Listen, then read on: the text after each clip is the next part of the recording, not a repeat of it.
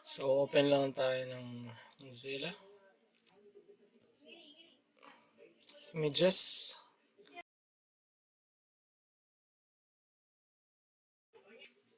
Drag lang natin. Pwede. Open with paint muna natin. Tapos, save as JPEG para na lang. Save muna natin.